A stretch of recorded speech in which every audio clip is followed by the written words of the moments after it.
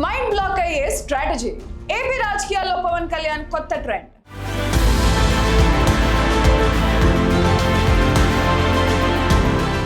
రాజకీయాల్లో పదవులు అంటే పైనుంచి వస్తాయి, లేదా పలుకుబడి ఉంటే వస్తాయి. కానీ పవన్ కళ్యాణ్ ఆ లెక్కలు మార్చేస్తున్నారు. పదవులకు పైనుంచి రుద్దడం కాదు, గ్రౌండ్ నుంచి నాయకులను పుట్టించే ఒక మాస్టర్ ప్లాన్ రెడీ చేశారు. 2014 నుంచి పార్టీ జెండా మోసిన కార్యకర్తలకు పవన్ ఇవ్వబోతున్న ఆ బిగ్ గిఫ్ట్ ఏంటి? అసలు ఈ కొత్త కమిటీల వెనుక పవన్ కళ్యాణ్ వ్యూహం ఏంటి?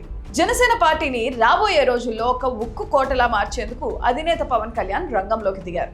అందులో భాగంగానే జనసేన పార్టీ నిర్మాణ సారథుల సమాచార సేకరణ కమిటీలను తెరపైకి తెచ్చారు. వినడానికి ఇది కేవలం డేటా కలెక్షన్లా అనిపించవచ్చు, కానీ దీని వెనుక ఉన్న టార్గెట్ తెలిస్తే మీరు ఆశ్చర్యపోతారు. 2014 పార్టీ పుట్టినప్పటి నుంచి ఎన్నో ఆటుపోట్లు ఎదుర్కొని పార్టీ కోసం అహర్నిశలు కష్టపడిన నిజమైన జన సైనికులను వెతికి మరీ అందలం ఎక్కించబోతున్నారు. పనికిరాని వారిని పక్కన పెట్టి కష్టపడే వారికి భవిష్యత్తు రాజకీయాల్లో అవకాశాలు ఇవ్వాలన్నది పవన్ కళ్యాణ్ స్ట్రాటజీ.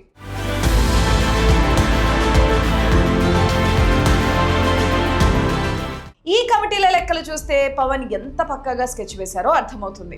ప్రతి పార్లమెంట్ నియోజకవర్గానికి 28 మందితో ఒక పవర్ఫుల్ టీంను రెడీ చేశారు.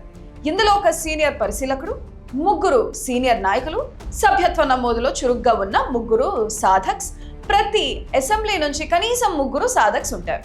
వీరికి తోడుగా పార్టీ హెడ్ ఆఫీస్ నుంచి 5 స్టాఫ్ ఉంటారు. ఈ 28 మంది పని ఏంటంటే గ్రామ స్థాయి నుంచి ప్రతి జన సైనికుడి పనితీరు, వారి నాయకత్వ లక్షణాలు, టాలెంట్స్ పై రిపోర్ట్స్ తయారు చేస్తారు.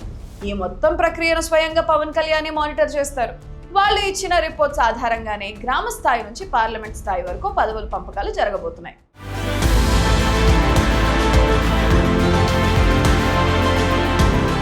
కానీ ఇక్కడే ఒక చిన్న ట్విస్ట్ ఉంది.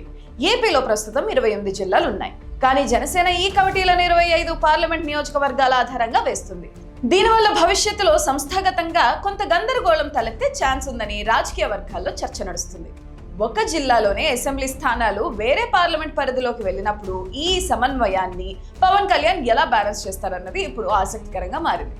ఏది ఏమైనా ఎవరైతే నిజాయితీగా కష్టపడతారో వారికే పార్టీలో సముచిత స్థానం దక్కుతుందనే భరోసాను పవన్ కళ్యాణ్ ఈ కమిటీల ద్వారా ఇస్తున్నారు. ఈ నిర్ణయంతో జనసేన శ్రేణుల్లో నూతన ఉత్సాహం కనిపిస్తుంది.